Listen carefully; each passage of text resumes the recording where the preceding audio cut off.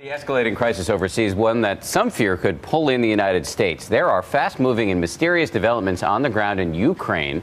Who are the armed men taking up position in the Crimea? That's a region close to Russia. And is this the beginning of a Russian invasion? ABC's Alex Marquardt is in Crimea with the latest. Alex, good morning.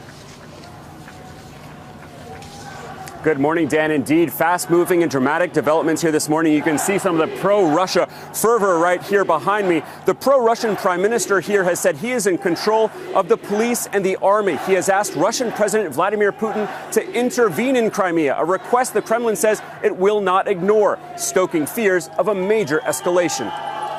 They are unmistakable Russian military vehicles, a convoy of Russian Marines now operating on the roads of Ukraine's Crimea.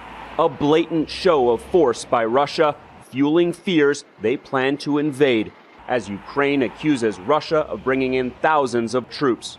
Highly professional pro-Russia armed units have taken control of Crimea's parliament and airports. These guys are patrolling quietly all around the airport. They're not being aggressive. We don't know who they are. In fact, they're not saying anything, and they have no identifying patches. What is clear is that they are on the side of Russia and are rejecting the new Ukrainian government.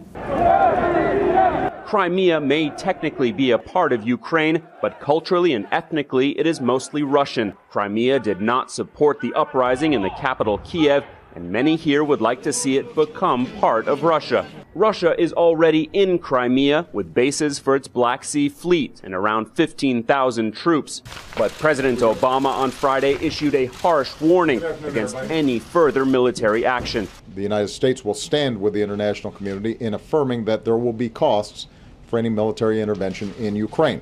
Russia's actions echo the buildup to the 2008 war with its southern neighbor, Georgia. Now, Moscow is vowing to defend its facilities and its people in Crimea, but has told U.S. officials it would respect the sovereignty of Ukraine.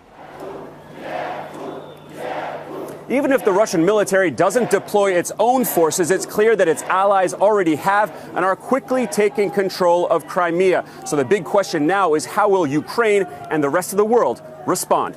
Diana? Right, a lot of analysts calling this a global chess match between the two presidents. Our thanks to you, Alex.